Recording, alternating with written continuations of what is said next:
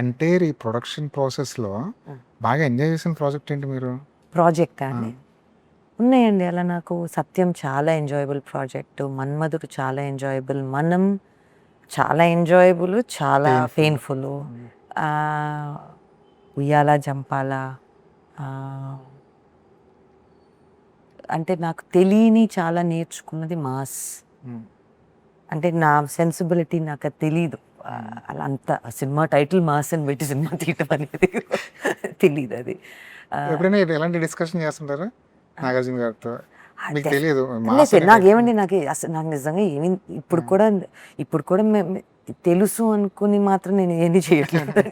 ఇప్పుడు కూడా అసలు అయ్యి బాబోయ్ ఏంటి అనేదే వస్తుంది. కానీ అంటే ఇంకోటి సినిమాలో తెలిసి చేయటం ఏముంటుందండి, నేర్చుకుంటూ చేసుకోండి. అండ్ ఇక్కడ నేర్చుకున్నాను అంటే మరి పక్క సినిమాలో అవి నేర్చుకున్న ఏం పనికిరావు.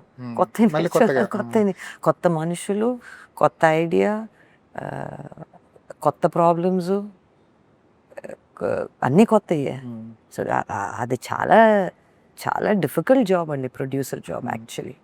అందుకే ఎవరైనా సినిమా మేము తీసాము చాలు అని అంటే కూడా అర్థం అవుతుంది. అంత వాళ్ళ స్ట్రగుల్ ఎంత అర్థం చేసుకోగలరు. అంటే ప్రొడ్యూసర్ అనే మనిషి ఎంత అవసరం అనేది ఇండస్ట్రీకి ఐ థింక్ దే విల్, అంటే అది అవసరం అనేది నౌ వీఆర్ రియలైజింగ్. ఎందుకంటే వెనక్క పని ఎవరు చేస్తారు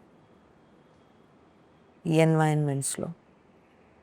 అంటే కొంతమంది డబ్బులు పెట్టేసి కో ప్రొడ్యూసర్ల మీద లేదంటే అవసరం అండి, అది కూడా అవసరం, అవి కూడా అవసరం. ఇప్పుడు ఏమండి మనకి ఉన్న ప్రొడ్యూసర్లు కాకుండా కంటిన్యూస్గా వచ్చే రొటేషనే కదండి. చాలా మంది కో ప్రొడ్యూసర్స్ కావాలి, మాకు రావాలి, కొత్త వాళ్ళు ఇండస్ట్రీకి రావాలి, అదే మన కోరిక కదా. యాక్టర్గా చేయాలి, స్క్రీన్ మీద కనబడాలి అన్న ఒక డిసిజన్ ఉంది, లేదు ఇక సినిమాలు చేయకూడదని ఒక డిసిజన్ ఉంది కదా. ఏది ఎక్కువ ఫాస్ట్గా తీసుకున్నారు మీరు? రెండింటి ఏది డిసిషన్గా తీసుకోలేదండి, అయిపోయినాయి.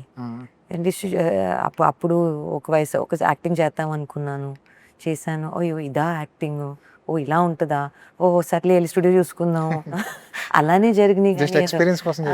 లేదండి, అప్పుడు డిసిజన్ తీసుకున్నప్పుడు స్ట్రాంగ్గానే చేద్దాం అని.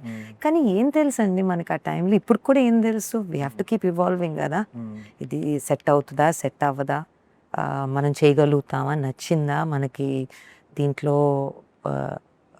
ఎఫెక్టివ్గా ఉంటామా, అంత ఆలోచన లేదు. ఆపర్చునిటీ నాకు లక్కీగా ఏంటంటేనండి, ఆపర్చునిటీ మీద ఒక ఆపర్చునిటీ వస్తూ ఉండింది ఏదో ఒకటి, అండ్ తర్వాత ఆ పని చేసుకుంటూ పోయాను, పెద్ద ఆలోచించలేదు, చేసుకుంటూ పోయాను, దట్స్ ఆల్. అదేదో పెద్ద ఒక డిసిషన్ లాగా తీసుకుని ఇది అలా ఏం లేదు. ఇప్పుడు చూస్తుంటారు ఎప్పుడైనా సినిమా అక్కడ అమ్మాయి ఇక్కడ అబ్బాయి టీవీలో అక్కడక్కడ అయ్యండి, అక్కడక్కడ కనపడతా ఉంటుంది, అక్కడ అయిపోయి అదే నేనైనా చేసేదని అనిపిస్తుంది అంతే.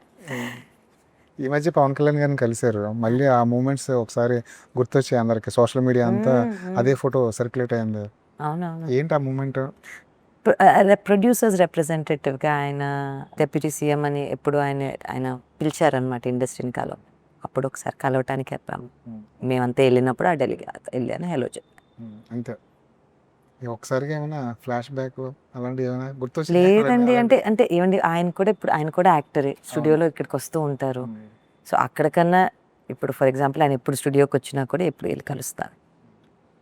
సో అది దట్స్ ఒక 26 years ఆఫ్ ఫ్రెండ్షిప్. అవును, కానీ గూగుల్లో అలా కొట్టినప్పుడల్లా first heroine of Pavan Kalyan అని. So nice, so nice, it's a good experience.